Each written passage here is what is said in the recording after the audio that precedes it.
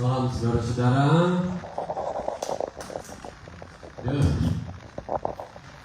Saya rindu sekali agar kita semua, termasuk saya, kita makin bertumbuh di dalam Tuhan Yesus, bertumbuh di dalam pengenalan akan Dia. Amin. Karena dari pengenalan Dia baru kita makin percaya, ya, makin kenal, bukan kenal tentang Dia, tapi benar-benar kenal Dia secara pribadi dalam hidup kita. Dan kalau kita makin kenal, tentu makin percaya. Kita ajarkan satu sama yang lain. Pertama masih ragu-ragu satu sama yang lain, tetapi sesudah berkenalan, baru kita tahu bahwa sifat yang baik itu ada di dalam setiap kita. Nah, yang berikutnya lagi, agar kita itu jangan sampai hanya kenal, percaya, tapi kita hari ini juga belajar untuk mengasihi Tuhan. Siapa yang rindu belajar mengasihi Tuhan? Amin. Kadang-kadang kita suami istri aja juga bisa, rasanya bisa ada jarak, ya bisa. Tapi kalau kita kembali kepada kasih, nanti kita akan makin dekat. Karena itu Tuhan itu rindu agar kita mengasihi Dia. Dan berikutnya lagi itu, Tuhan itu bukan hanya kita mengasihi, hasil dari kita mengenal Dia dan mengasihi Dia, pasti rindu untuk melakukan firman-Nya dan melayani Dia. Amin. Amin. Satu orang bilang, oh saya mengasihi Tuhan, tapi hidupnya dia tidak melakukan pelayanan atau mencari jiwa atau mau berbuat yang benar. Itu perlu diragukan tentang kata-katanya itu. Nah, hari ini saya rindu sekali membawa kita semua untuk belajar, untuk mendengar suara Tuhan. Ya, kita semua yang menyembah Tuhan itu perlu membuka diri kita untuk rindu untuk mendengar suara Tuhan. Nah, tentu kita sebagai suami istri, ya, rindu untuk mendengar suara suami kita atau istri kita. Itu tentu, coba bayangkan tinggal satu rumah tapi tidak ada suara, itu tandanya apa? Sedang bertengkar. Nah, kalau kita mendengar suara Tuhan itu perlu, harus. Kenapa? Suara itu menunjukkan bahwa Tuhan itu hidup. Dan kita juga memiliki hubungan. Ya, jadi kita perlu mendengar suara Tuhan. Ada orang bertanya kepada saya, bagaimana cara Tuhan berbicara kepada kita sebagai anak-anaknya? Yang pertama, minimal ada tujuh, minimal ada tujuh. Tuhan itu caranya itu berbicara itu pada zaman Musa atau Abraham, dia langsung bersuara. Ya, langsung bersuara. Dia ketemu. Waktu Musa bertemu di padang gurun, dia berbicara langsung. Ya, Tuhan bisa berbicara demikian. Tuhan bisa buka telinga kita untuk mendengar. Samuel, dia mendengar langsung suara Tuhan. Kita baca di 1 Samuel. Tuhan itu berbicara. Jangan bikin seakan Tuhan itu jauh. Firman Tuhan katakan Tuhan ada di tengah-tengah kita dan ada di dalam kita. Meskipun dia ada di mana-mana, tapi dia ada di dalam kita karena dia Tuhan. Ya, dan itu penting sekali. Yang kedua, dia itu rindu sekali, ya, itu berbicara kepada kita melalui nubuatan. Saudara baca dari pertama nubuatan itu Tuhan sedang berbicara kepada umatnya. Dan juga Tuhan berbicara melalui mimpi. Saudara baca kan berulang-ulang kali Tuhan berbicara melalui mimpi. Cuma tidak semua mimpi itu Tuhan sedang berbicara. Kalau mimpi itu suaranya itu Tuhan itu berbicara melalui mimpi dan itu tertanam dalam hati kita, itu berarti Tuhan sedang berbicara. Tapi waktu mimpi terus besok pagi sudah lupa, itu hanya mungkin kebanyakan makan malam. Ya, jadi nggak usah terlalu dipikirkan karena pikiran kita terus berjalan, tapi Tuhan berbicara. Di dalam Alkitab Tuhan juga memberikan ini melalui visi. Saudara ingat banyak sekali nabi-nabi diberikan visi. Seperti kalau kita baca, Daniel diberikan visi, Yeskiel, Yesaya diberikan visi, Nabi Elia diberikan macam-macam. Tuhan sedang berbicara melalui visi. Visi itu Tuhan buka mata rohani kita yang tidak bisa dilihat oleh mata jasmani ini, tapi bisa lihat tembus. Katakanlah seperti Yohanes, Tuhan berikan visi mengenai akhir zaman.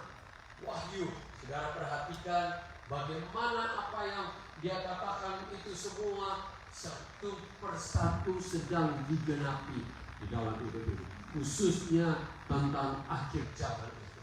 Ya, dan Tuhan berbicara melalui ini kejadian saudara, insiden seperti ada orang itu ada kisah dia mau pergi ke kerja di World Tower yang di tahun 2001 ada kisah, tapi di tengah jalan dia mengalami kecelakaan. Dia berhenti masih ngurus dengan polisi, apa semua mobilnya rusak. Dia jengkel kenapa ini mau terlambat, tapi sedang dia kerjakan di depan itu dia kelihatan kapal sedang tabrak dua tower itu. Tuhan memakai cara apapun untuk berbicara kepada kita. Jadi kalau ada sesuatu terjadi dalam hidup kita, itu berarti Tuhan sedang mengingatkan kita apa yang terjadi di depan kita. Amin. Jadi kalau kita mulai ada sesuatu berita yang gak enak, jangan negatif dulu, tapi bilang Tuhan, apa maksudmu dengan kejadian ini, agar aku dibentuk olehmu. Dan yang berikutnya lagi, Tuhan itu berbicara yang paling banyak itu ya melalui firman Tuhan ini. Firman Tuhan ini Tuhan berbicara. Siapa yang pernah baca firman Tuhan dan sesudah itu firman itu seperti ada menyentuh hati kita? Pernah?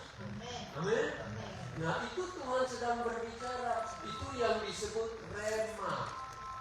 Rema itu berarti Tuhan sedang mengambil kata-kata yang tercatat ini menjadi hidup di dalam hidup kita. Ya, yang tercatat ini bahasa aslinya itu namanya logos. Tapi kalau dia hidup itu namanya rema. Ya, tapi Tuhan juga bisa berbicara langsung ke dalam lubuk hati kita, roh kita. Ingat, pernah tahu-tahu ada sesuatu yang sedang Tuhan berbicara. Ingat Tuhan memakai seperti kalau kita punya HP itu chipnya itu ada di dalam HP itu. Tuhan berikan chipnya itu di dalam kita. Jadi Tuhan itu bisa berbicara. Tahu-tahu ada sesuatu yang hidup. Kita tidak terpikirkan orang ini, tahu-tahu Tuhan bilang berdoa untuk orang ini langsung. Benar gak? Ada sesuatu. Itu Tuhan sedang berbicara. Kejadian-kejadian di muka bumi ini Tuhan itu selalu berbicara. Karena itu hari ini kita akan baca di Yohanes 10 ayat 1 sampai ayat yang ke-18. Gak apa-apa, saya bilang lama dikit gak apa-apa, karena banyak gak baca di rumah, biar kita baca di sini aja.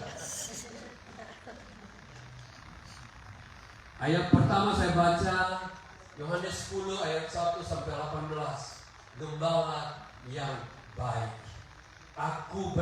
Saudara baca ayat yang kedua ya.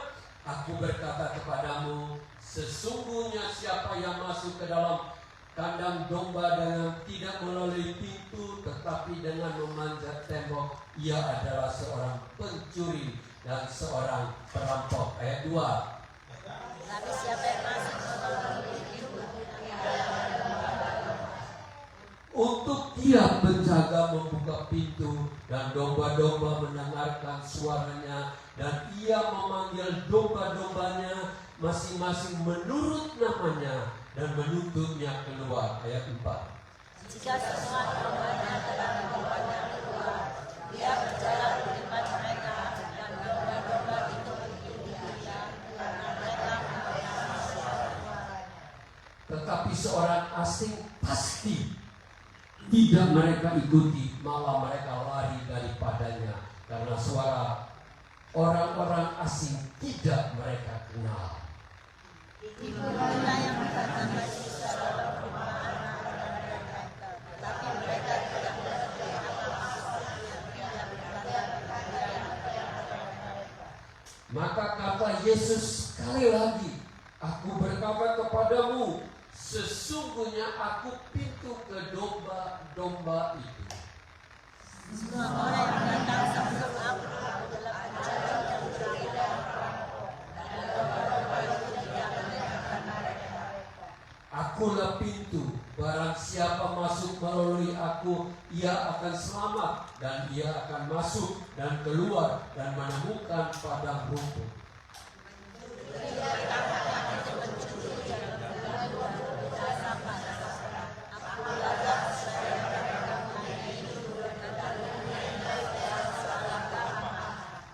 Akulah gembala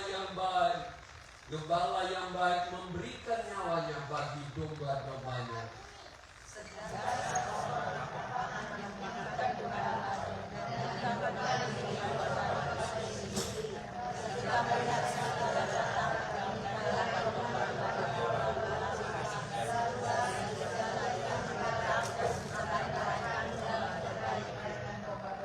Ia lari karena ia seorang upahan dan tidak memperhatikan domba-domba itu.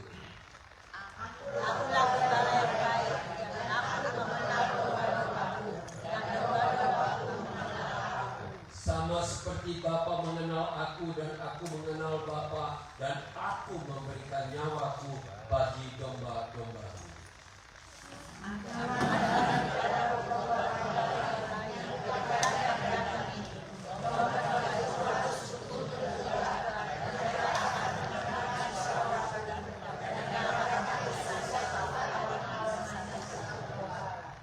Bapa mengasihi aku oleh karena aku memberikan nyawaku untuk menerimanya kembali. Tidak seorang pun mengambilnya daripadaku, melainkan aku memberikannya menurut kehendakku sendiri. Aku berkuasa memberikannya dan berkuasa mengambilnya kembali. Inilah tugas yang kuterima dari Bapa. Bapa Surgawi, biarlah Engkau berbicara agar setiap ayat ini tidak terbuang dari keraguan kami atau ketidakpercayaan kami, tetapi boleh membentuk kami, dan firman-Mu akan terus hidup di dalam hidup kami. Mari Tuhan, berbicaralah melalui hamba-Mu yang akan membagikan firman Tuhan ini. Dalam nama Tuhan Yesus Kristus. Amin. Saudara-saudara di tanah Israel, siapa di sini yang sudah pernah ke Israel? Tolong angkat tangan. Sudah lumayan, hampir separuh ini kelihatan. Nah, saudara-saudara, itu padang-padang gurun.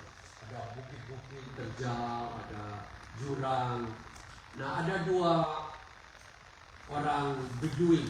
Orang Beduin itu orang yang penduduk asli, ya. Tapi mereka punya gaya hidup itu tidak seperti orang Israel yang suku yang mau berhasil kaya. Mereka hidup di desa-desa dengan daerah kambing domba, ya. Nah, satu waktu dua orang gembala yang punya domba masing-masing bertemu di jalan. Mereka cerita, ya, lama-lama. Terus dombanya masing-masing tetap makan rumput. Ada yang di sana, tapi sudah bercampur. Namanya domba, dia lihat rumput, dia bercampur kan. Nah, sekarang salah satu dari gembala bilang, sudah waktunya saya akan pulang. Ya, karena sudah sore saya akan pulang. Dan dia katakan gini, hello, the team namanya. Dia panggil team ya. Time to go home. Sudah waktu. Dan waktu dia mengeluarkan suara, domba-dombanya dia yang langsung menaikkan kepala, langsung dia jalan, mereka ikut dia langsung. Sedangkan orang punya tetap aja di situ, tidak pusing, dia dengar suaranya. Nah, disinilah kita itu perlu mengetahui beda suara yang ada di luar dunia ini, ya, dengan suara Tuhan Yesus Kristus. Rindukah kita mendengar suaranya? Amin. Jadi untuk kita bisa mendengar, kita harus buka hati kita untuk mendengar. Saudara-saudara, saya ada tulis di sini, setidak-tidak ada 4 alasan mengapa orang sulit untuk mendengar suara Tuhan Yesus. Yang pertama, di sini katakan bahwa ya bukan dombanya. Jadi mereka bukan dombanya Tuhan Yesus itu nggak bisa dengar suaranya Tuhan Yesus. Tuhan Yesus pernah katakan bahwa aku ini ya berbicara untuk domba-dombaku. Dan kamu ini beda karena kamu bukan dari dunia atau sistem dunia. Kamu adalah milik dombaku. Jadi kamu mendengar, murid-muridnya mendengar, tapi orang lain tidak benar, bahkan menyalahkan dia dan berseru untuk mau mengancam dia. Itu bedanya. Ya, jadi kita yang pertama itu harus jadi dombanya dulu. Ingat, kalau kita tidak jadi dombanya, Tuhan itu dia tahu siapa. Di firman Tuhan katakan bahwa dia ada meterai untuk kita masing-masing. Salah satu tanda bahwa kita adalah miliknya itu, ya kalau domba-domba itu ada mungkin ada tanda di sini atau apa. Kita tidak perlu harus ada tanda di situ yang dikatakan ada seal, ada meterai. Meterai itu adalah rohnya itu ada di dalam kita. Kita amin. Jadi kita itu anak-anak Tuhan itu karena roh Tuhan itu ada di dalam kita. Kita mungkin anggota gereja, kita mungkin anggota melayani sini sana, tetapi belum tentu kita ini adalah miliknya. Karena firman Tuhan katakan bahwa barang siapa yang jadi miliknya, dia tahu siapa gembalanya, suara gembalanya, dan gembala tahu namanya. Dan Tuhan tahu keadaan kita. Tadi kita sudah baca, dia mengenal satu persatu dan dia memanggil nama kita. Amin. Ya, puji Tuhan, nanti kita lanjutkan itu lagi. Ya, dan ada yang kedua, memang kenapa tidak bisa mendengar suara Tuhan? Memang tidak mau. Banyak orang sudah ikut Tuhan, tapi tidak mau dengar suara Tuhan. Saya tanya kenapa orang tidak mau ya? Saya menemukan di Alkitab, kalau ada hati yang punya keinginan dosa, dia akan menjauhi dari Tuhan. Meskipun dia mengaku percaya, tapi dia akan menjauhi dari Tuhan. Coba kita katakan, kalau kita sudah ada rencana katakanlah ke Star City, Tuhan bilang, jangan pergi ya nak, kamu sudah harus dewasa untuk pergi. Kira-kira kita bilang, gak mau dengar kan? Benar nggak? Sengaja tuli itu namanya. Dan yang ketiga, itu orang kenapa tidak bisa mendengar? Karena tidak fokus. Coba kita bicara sama anak kita pernah nggak? Dia punya mata sedang nonton HP kira-kira. Cucu kita sekarang kebanyakan. Benar kan? Dengar nggak dia? Nggak dengar. Benar nggak? Nggak dengar. Oleh karena itu, kita harus berikan waktu dan pikiran kita berkata, Tuhan, saya mau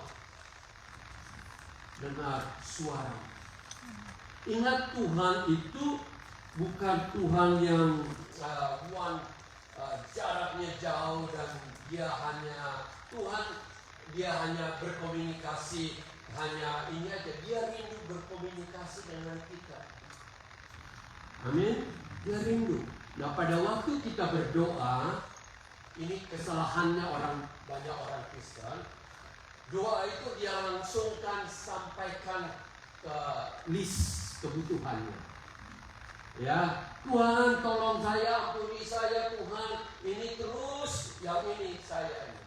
Padahal conversation yang benar itu selalu dua arah, dialog. Doa itu dialog, bukan monolog.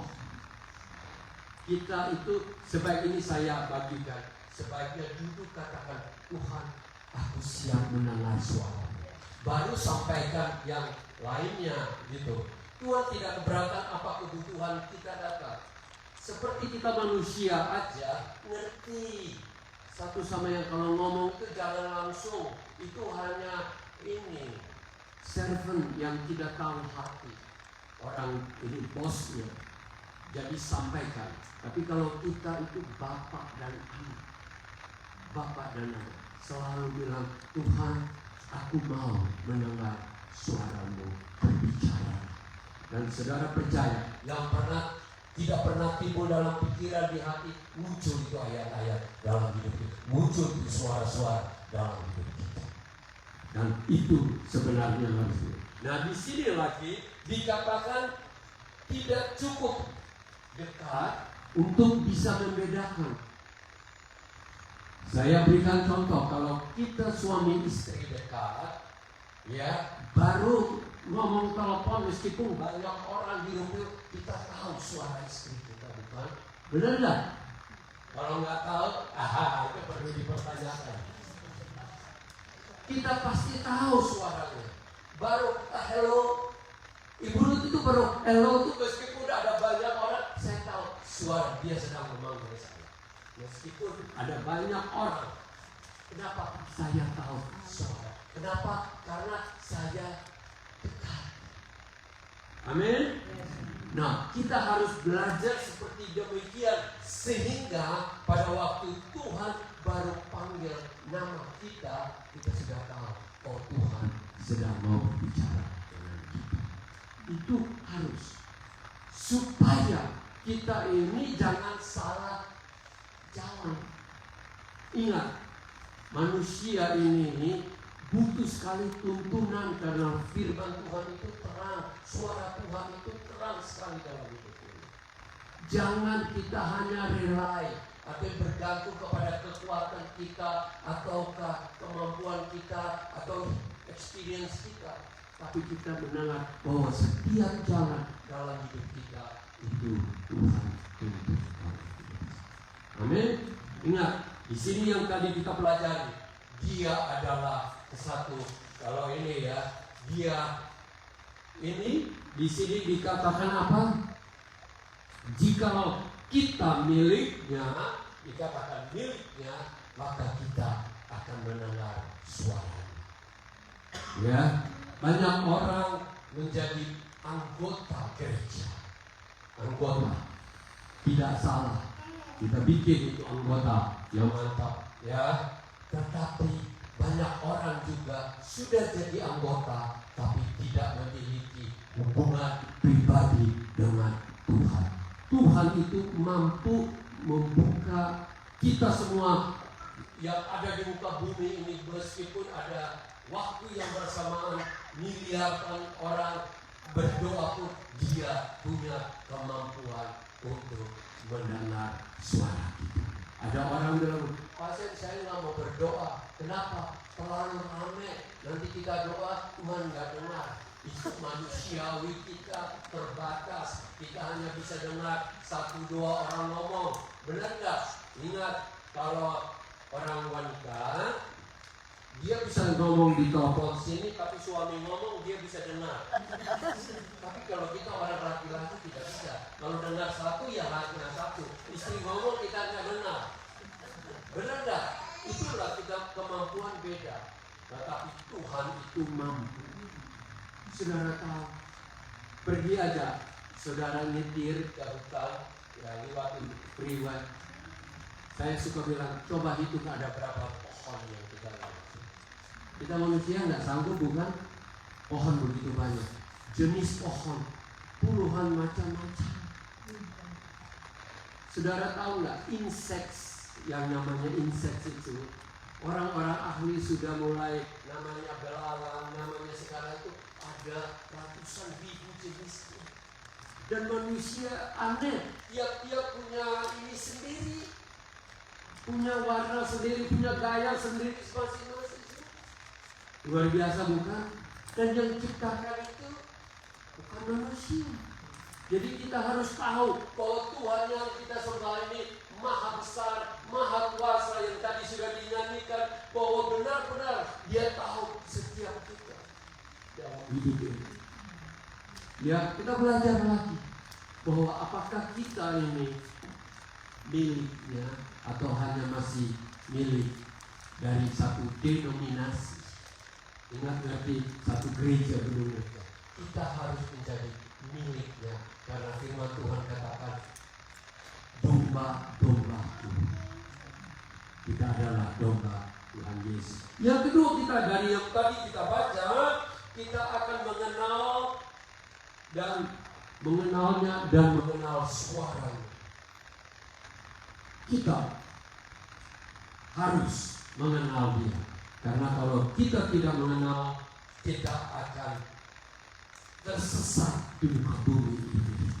Setiap hari, saudara tahu, kalau kita baca YouTube aja, ya, tiap-tiap orang punya opini semua. Katakanlah sekarang apa yang terjadi di Venezuela. Dari grup ini yang anti Trump pasti akan cerita jeleknya Trump. Tapi dari grup yang bilang ini bagus, saya didatangin satu anak muda berapa hari yang lalu, Om Sam, bagus Trump, dia jatuhkan itu Maduro, ya, wong Maduro, maksudnya Maduro supaya apa? Supaya rakyat Venezuela itu bisa nih, karena dia selalu diktator terhadap mereka. Benar kan? Nah, tiap manusia itu, saya tidak bela kiri bela kanan karena saya bukan urusan itu. Saya punya urusan ini firman Tuhan yang saya sampaikan. Ya, nah itu sudah pasti tiap hari ketemu orang berbeda opini. Tapi kalau kita ikut Tuhan, Tuhan tahu tepat apa yang kita butuhkan dalam hidup kita. Amin. Jadi kita perlu mengenal Dia secara pribadi dan mengenal suaranya. Dan yang ketiga yang kita pelajari di sini tadi di ayat ini 9 katakan, akulah pintu. Akulah pintu. Wah, saudara ada ingat ada 7 kali perkataan Tuhan Yesus yang berkata akulah. Amin. Sudah dengar? Coba yang pertama apa? Kira-kira apa? Akulah jalan kebenaran dan kehidupan. Amin. Akulah terang dunia. Amin. Terang dunia. Akulah apa? Kebangkitan. Benar? Waktu di kuburannya Lazarus. Terus akulah apa lagi? Akulah pokok anggur yang benar. Akulah gembala yang baik. Akulah, saudara, ini yang jarang orang tahu. Akulah pintu. Amin. Akulah pintu. Kita masuk ruangan ini karena ada pintu, bukan? Untuk kita bisa masuk surga, kita perlu pintu. Dan pintu itu adalah Yesus Kristus. Bukan berarti Tuhan Yesus itu jadi pintu, bukan. Tetapi apa yang Dia ajarkan dan siapa Dia dan yang telah Dia lakukan di salib itulah yang membuka pintu untuk kita. Amin. Saudara ingin masuk ke surga, bukan? Atau ingin tersesat gitu? Ingat loh, ada orang bilang, Om Sen, waktu manusia mati itu kemana sih manusia? Ada yang nanya ke saya. Ya, saya bilang di firman Tuhan hanya ada satu, menghadap Tuhan, dan sesudah itu dilemparkan ke neraka atau dibuka pintu untuk masuk surga. Tidak ada lagi yang gentayangan 40 hari dulu lihat-lihat itu manusia punya superstisius karena pengalaman. Ingat firman Tuhan tidak ajarkan itu. Ya, jangan lagi bilang, ya ada yang bilang, suamiku ini malam-malam masih lihat saya. Takut nggak kadang-kadang? Meskipun suami kan, tapi kalau sudah jadi arwah, ya sudah jadi roh, itu takut kan? Nggak perlu harus takut, karena firman Tuhan katakan di Alkitab itu pada waktu kita mengembuskan nafas terakhir, kita ada di sorga, ataukah kita akan dilantarkan. Itu dikatakan ayat itu. Baca di Ibrani 9 ayat 27. Dan juga baca tentang Tuhan memberikan perumpamaan tentang Lazarus dan orang kaya itu. Saudara akan tahu bahwa tidak ada yang namanya roh gentayangan. Ya, itu semua cerita nenek-nenek yang lagi nganggur. Enggak, di sini enggak ada yang nganggur. Oke. Yesus adalah pintu. Maukah kita ini? Maukah kita? Ingatlah apa yang diajarkan di sini tidak ada di dalam sebuah pengajaran kita.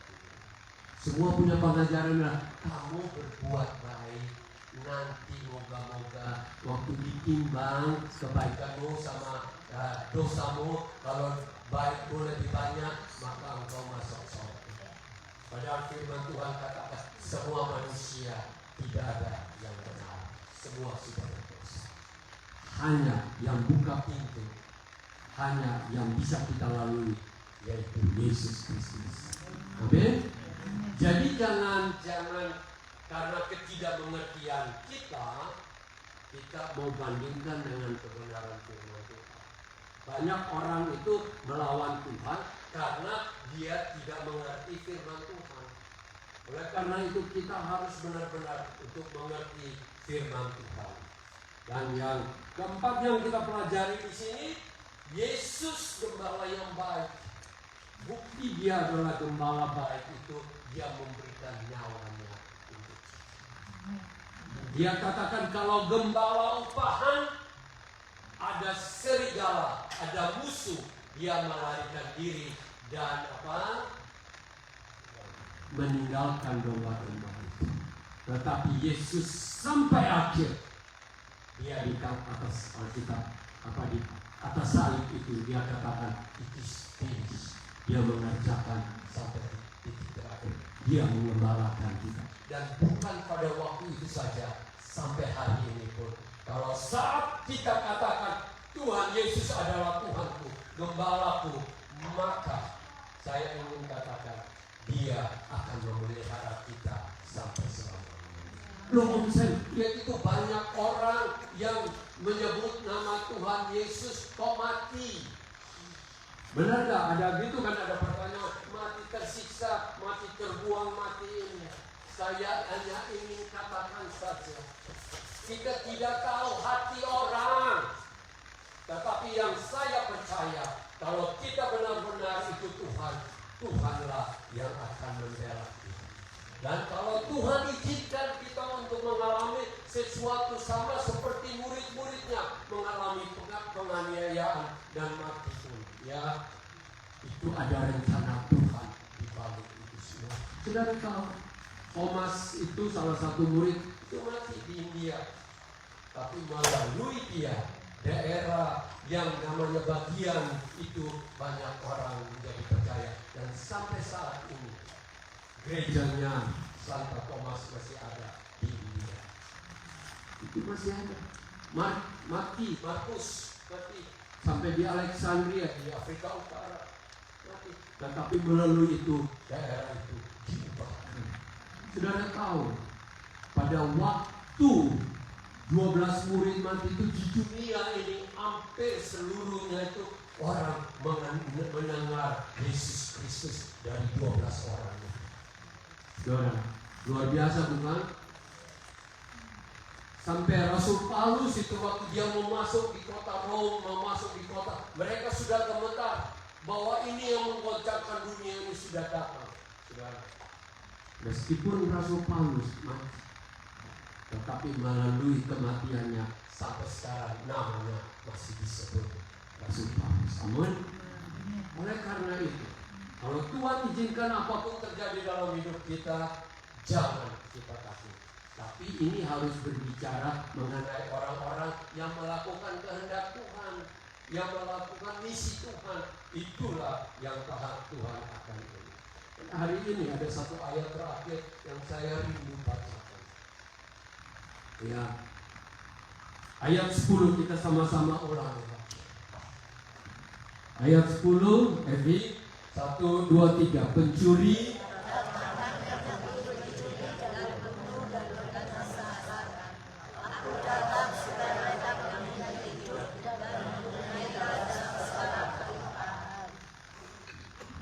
pencuri. Kenapa Tuhan Yesus katakan yang datang, yang lompat tembok, ya, yang tidak melalui pintu, itu namanya pencuri dan perampok. Karena pada waktu itu ada pencuri perampok. Mereka tidak mungkin datang minta pengawas yang jaga dan buka pintu dulu. Ya kan, pasti mereka lompat, ambil, bawa lari ke domba. Gitu. Kita di Timur itu tahu banyak orang itu bisa malam-malam datang ambil sapi kita, terus dia ini bawa lari gitu. Ya. Tetapi kalau Tuhan Yesus katakan, ya, aku datang untuk memberikan hidup kepada apa? Kita semua. Bukan hidup yang biasa-biasa. Ingat, di luar ini banyak hidup. Banyak orang hidup. Orang yang membunuh satu sama lain pun hidup manusia. Tapi mereka tidak memiliki yang dimaksudkan Tuhan di sini. Hidup yang dari Tuhan punya standar atau bahasa ini namanya SOE. ZOI, ya. Kalau Timur ada SOI, kota. Itu juga mungkin asal dari situ. Ya. SOE. SOE itu kehidupan yang bernilai surgawi, nilai ilahi, yang mempunyai kebenaran, mempunyai kekudusan. Itu Tuhan Yesus datang untuk memberikan hidup itu di dalam hidup kita. Amin. Sedangkan tadi pencuri datang untuk apa? Mencuri, membunuh dan membinasa. Ingat, yang dimaksudkan Tuhan Yesus itu adalah nabi-nabi palsu, yang mewakili nabi-nabi palsu di belakang itu semua adalah si iblis itu. Iblis itu datang untuk apa? Membunuh rohani, untuk apa? Mencuri damai sejahtera kita. Pernah saudara alami lagi biasa-biasa tenang, tahu-tahu ada rasa kayak tidak ada damai, kehilangan, kayak ada ketakutan meliputi kita. Itu harus sadar, lawan dengan firman Tuhan, karena firman Tuhan katakan bahwa si iblis datang untuk menggoda kita. Ingat, si iblis tidak ingin kita punya iman bertumbuh. Iblis tidak mau kita mengalami Kristus dalam hidup kita. Dia pun tidak mau kita mendengar suara Tuhan. Dia lakukan apapun untuk mematikan benih iman yang ada dalam hidup kita. Dia ingin keluarga berantakan, saling menyalahkan satu yang lain. Di gereja pun dia berusaha dengan segala macam cara supaya mati gereja itu. Saudara harus tahu bahwa musuh kita itu berkeliling setiap hari untuk membuat kita itu bisa menjadi orang-orang yang putus asa. Saudara, suami istri harus hati-hati. Kenapa? Iblis itu bisa berbicara kepada sang suami atau sang istri, ya, kita tidak tahu siapa yang buka diri. Itu dia bisik-bisik. Tahu-tahu lihatnya itu kesalahan suami atau kesalahan istri. Saudara pernah alami itu enggak? Tahu-tahu aja yang dilihat itu kesalahan-kesalahan. Sang istri lagi baik-baik, tahu ini. Pernah alami yang ingin ngomong baik-baik atau salah ngomong jadi api di. Pernah alami itu? Pernah kan? Tidak ada tujuan untuk itu, tapi bisa terjadi. Kenapa? Iblis itu bisa memutarbalikkan suara kita ingin lembut, tahu-tahu itu jadi kasar. Pernah alami itu? Iblis itu berusaha untuk menghancurkan keluarga, hubungan, padahal Tuhan itu ingin damai sejahtera. Karena itu hari ini, hari ini saya ada 5 ayat untuk kita baca dan bawa pulang, take away. Amin. Di sini kadang-kadang ada makanan sisa kita bawa pulang. Atau ada acara take away bukan? Ini untuk take away, oke? Take away, oke. Yang pertama saya catat di sini, ada 5 ayat ini untuk menjadi jelas Tuhan berbicara kepada saya. Amin. Tuhan berbicara kepada saya. Yang pertama Matius 6 ayat 33. Sama-sama kita baca dan katakan Tuhan berbicara kepada saya. Oke, kita sama-sama baca ya. Jangan khawatir, ini dari khotbah Tuhan Yesus, jangan khawatir ya. 1, 2, 3. Tetapi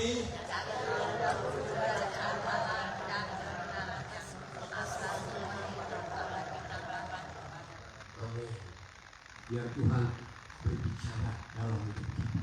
Ingat, yang dimaksudkan Tuhan itu jangan khawatir itu mengambil alih hidup kita, tetapi carilah dahulu. Ingat loh, banyak macam yang di muka bumi ini karena khawatir manusia. Khawatir hari tua saya miskin apa kaya, saya sehat apa enggak, anak saya lihat saya apa enggak. Itu ada semua di dalam hidup ini. Saya punya makan minum apa enggak, ada tempat tinggal yang belum punya, selalu khawatir. Oleh karena itu satu ayat ini berbicara apa? Tetapi carilah. Berarti apa? Kita utamakan Tuhan di dalam hidup kita setiap hari. Amin. Amin. Yang kedua, Yohanes 14 ayat 1 dan 2. Hafal, renungkan firman Tuhan. Ingat, renungkan firman Tuhan. Yohanes 14 ayat 1 dan 2. Janganlah gelisah hatimu, percayalah kepada Allah, percaya juga kepada aku. Di rumah Bapakku banyak tempat tinggal. Jika tidak demikian, tentu aku menyatakan kepadamu, sebab aku pergi untuk menyediakan tempat bagi. Jadi kalau ada keraguan saya ini masuk surga apa enggak, ya kan kadang-kadang orang begitu ya. Saya ingin katakan, kalau kita sungguh-sungguh terima Tuhan Yesus, sungguh-sungguh bertobat, maka firman Tuhan katakan apa? Di rumah Bapa itu Tuhan akan sediakan tempat bagi kita. Amin. Percaya kepada Bapa, percaya kepada Yesus. Kadang-kadang manusia ragu-ragu muncul. Ragu-ragu, jangan ada muncul, ingat ayat ini, percaya kepada Bapa. Ketiga, Roma 12 ayat 17. Ini 5, masih banyak loh, ribuan loh. Ya, tiap minggu kita baca 5 aja ya. Nanti sampai akhir tahun sudah 200 lebih kita bisa punya. Roma 12 ayat 17. 1, 2, 3. Janganlah membalas kejahatan dengan kejahatan, apa yang baik bagi semua. Nah, kita kalau disakitin kan kepingin balas ya kadang-kadang ya. Benar kan? Ingin balas. Oh, balasnya sekarang kan nggak main pukul-pukul karena polisi ada, ada ditangkap, benar kan? Tapi mulai hatinya itu mulai benci, hati itu mulai marah, dan hati itu apa? Mulai jauh. Kebanyakan orang tidak marah, cuma aku nggak mau ketemu kamu lagi. Ya, gitu. Di sini janganlah membalas kejahatan dengan kejahatan. Ya, lakukan apa yang baik bagi semua orang. Lakukan. Saya ambil keputusan, orang mau bikin apa sama saya, tidak akan saya balas. Saya akan tetap berbuat baik. Amin, Ibu Ruth.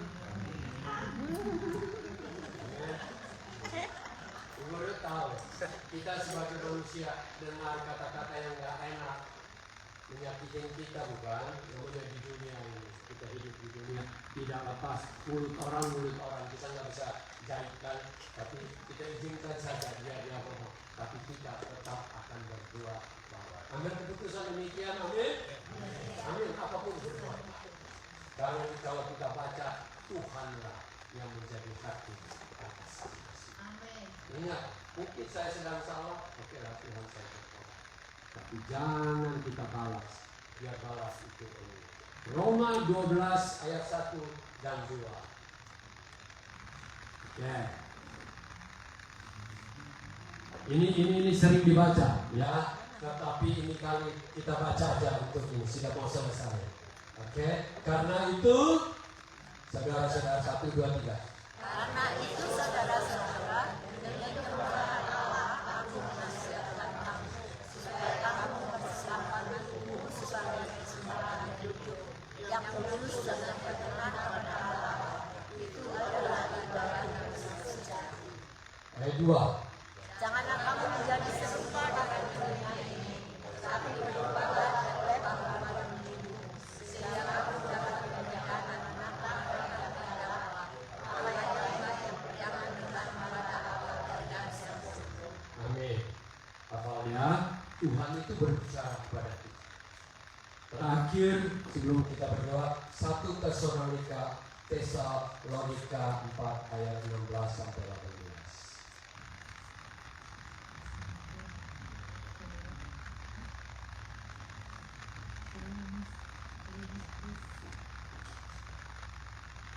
Tesalonika 4 16 sampai 18. 1, 2, 3.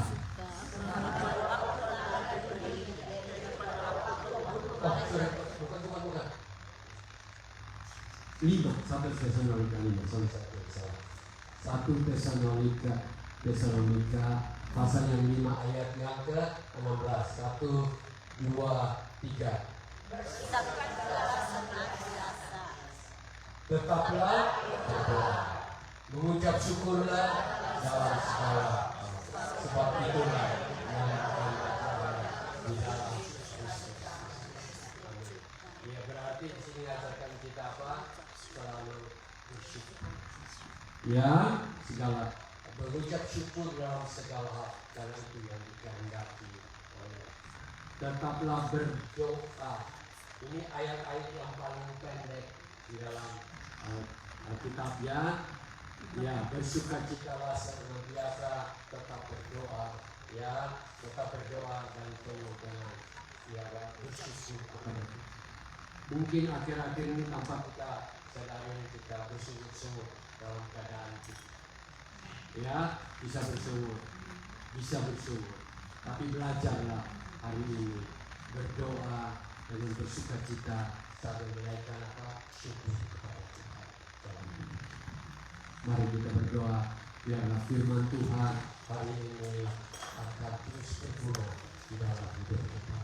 Bapa Surgawi, biarlah Tuhan Engkau memberikan hati yang rindu untuk mendengar suara-Mu.